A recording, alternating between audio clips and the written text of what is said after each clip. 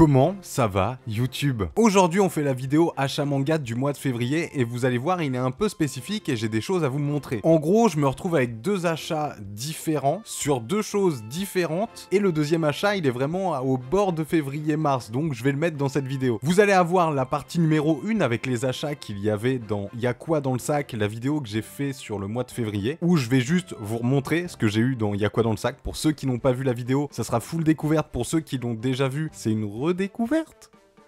Et il y a la deuxième partie avec 6 autres mangas et j'ai quand même quelques trucs à vous montrer et à vous raconter. On va commencer par la phase 1, les mangas que j'ai achetés dans cette fameuse vidéo Y'a quoi dans le sac. Pour vous refaire quand même le petit synopsis de la vidéo, c'était une demande de ma part à la vendeuse de Azumanga de mettre des choses dans le sac. J'avais fait une liste de plusieurs mangas, elle choisissait les mangas qu'elle voulait et elle pouvait mettre des goodies, enfin des trucs à manger, des boissons, tout ça. Bon là on va pas parler des trucs à manger et des boissons, si jamais vous voulez aller checker la vidéo avant de découvrir les mangas, je vous la mets juste ici et là vous verrez que c'est en full découverte. Mais là maintenant tout de suite je vais juste vous remontrer parce qu'il y avait dans le sac et du coup mes achats manga. J'ai acheté le tome 11 de Masamune-kun et j'étais très content puisque c'était le dernier tome de Masamune-kun, mais c'est un peu spécial, oui on en a déjà parlé en plus dans la vidéo précédente il me semble. Il y a le tome 12 et 13 qui sont sortis fin 2023 après une longue attente entre ce fameux tome 11 et ce fameux tome 12 et 13 sorti un peu du chapeau du mangaka ou de la mangaka, je sais même plus, du mangaka. Et bref, nous entre temps on risque de les avoir en France, hein, le tome 12 et 13, et je pense que c'est le après cette histoire avec Masamune-kun. Donc on a la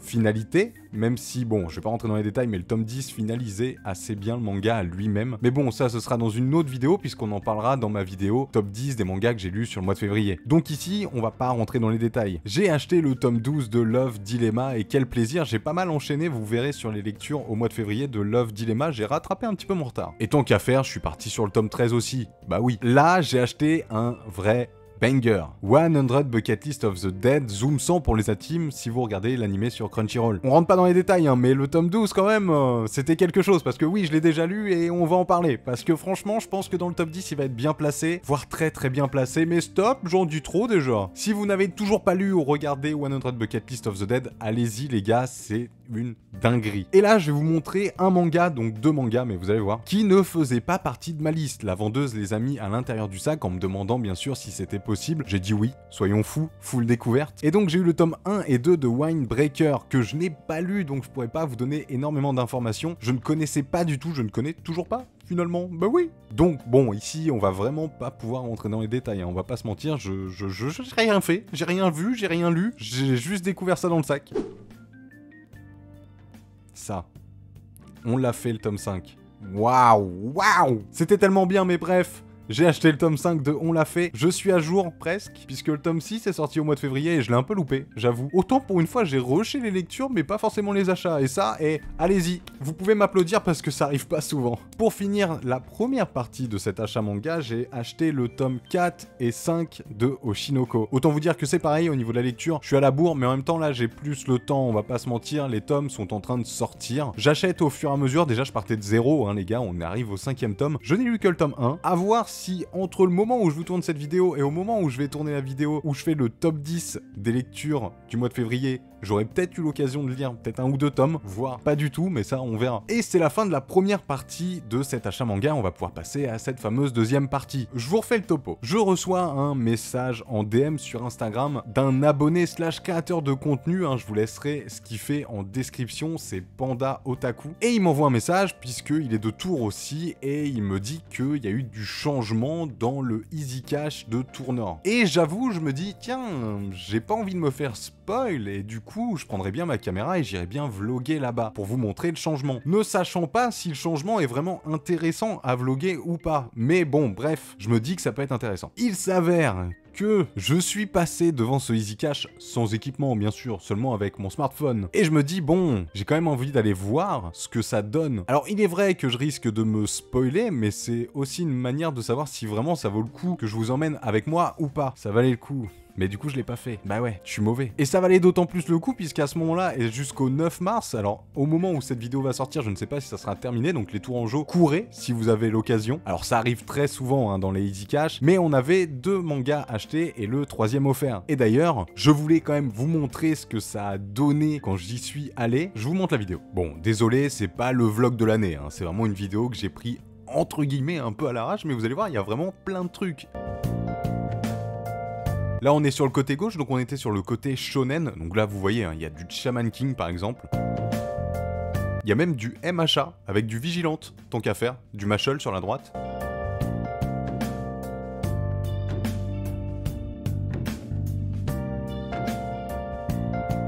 Là, on peut le constater, il y avait les shoujo en bas, et sur le côté droit, là, on arrive sur les seinen.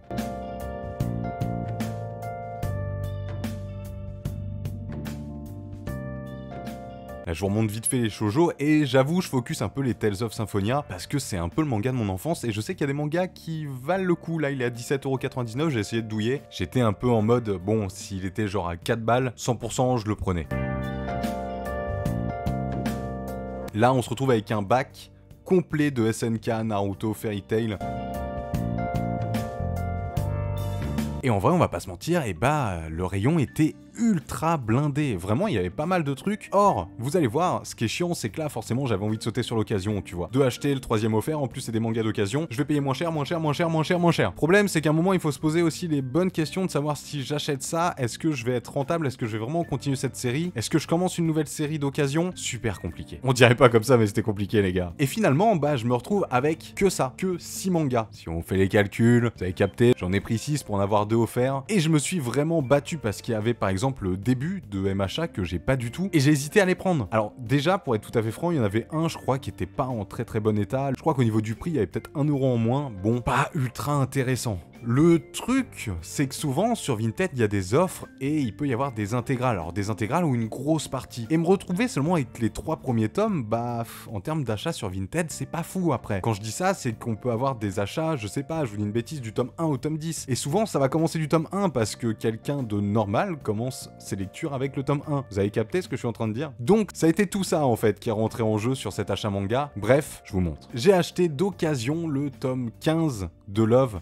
Dilemma. Il me reste le 14 du coup que j'ai pas en entre-deux, donc vous vous doutez bien que je l'ai pas lu de toute façon. Au niveau du prix, il est toujours là, il faut que j'enlève l'étiquette. Et vous me dites si vous êtes team, j'enlève l'étiquette derrière, c'est affreux. 5,99 € en termes d'occasion, c'est pas fou. Moi honnêtement, je me base sur d'occasion, je vais pas au-dessus de 4 balles. Or, vu qu'il y en avait un offert, bon, l'un dans l'autre, ok ça passe. J'ai acheté le tome 1 et le tome 2 de High Shield 21. Et donc là, c'est une toute nouvelle série. Alors une série que je connais, hein, puisque de toute façon, j'ai vu l'animé étant plus jeune. Donc j'avais vraiment envie d'avoir les High Shield 21 dans ma mangatech. Et j'ai hésité parce que, c'est ce que je vous disais avec le Vinted, est-ce que vraiment tu achètes un intégral ou une grosse quantité sur Vinted ou tu commences à en avoir plusieurs, du moins peut-être les 3 premiers tomes, tu vois, d'occasion. Bon, il s'avère qu'en termes de prix, c'était 4,99 € aussi, donc on est à 5 balles les 2 tomes. J'étais obligé de prendre le suivant, tu vois. Et là, le problème, c'est que c'est le tome 4. Parce que le tome 3, il était 1 € moins cher, et c'était exactement l'exemple que je vous ai dit juste avant. En fait, niveau état, il était dégueulasse. Il était clairement dégueulasse. Donc c'est pas grave, j'ai continué, et j'ai acheté le tome 5 et 6. Donc je me retrouve avec le tome 1, 2, 4, 5 et 6. Et je me dis que, au vu de l'opportunité qu'il y avait, je pouvais aller au moins jusqu'au tome 6. Peut-être que je trouverais d'occasion la suite. Là, c'est pas comme si je faisais un démarrage avec les 3 premiers tomes, tu vois, je me retrouve quasi avec 6 tomes. Bon, il me manque le tome 3, mais le tome 3, il sera peut-être plus facile à trouver. En fin de compte, là, je me justifie, mais c'est aussi pour vous dire de ne pas acheter bêtement, même si ça peut valoir le coup. Essayez d'être stratégique, parce que c'est aussi des erreurs qu'on fait quand on débute une mangatech. On veut beaucoup de mangas, on fait pas gaffe. J'aurais pu acheter plein de nouvelles séries, hein, mais je me serais retrouvé avec le tome 1 et 2, pas ouf. Et l'objectif, c'est quand même de les lire à la fin. Bref, voilà les gars, c'est la fin de cette vidéo. J'espère qu'elle vous aura plu. Je vous ai montré plein de trucs. On a changé un peu le système d'achat manga, parce que là, il y a eu un petit côté vlog, bon petit hein, vraiment côté vlog. N'hésitez pas à me dire en commentaire ce que vous avez acheté au mois de février, je regarderai ça, vous allez encore me donner l'eau à la bouche, ça va me saouler.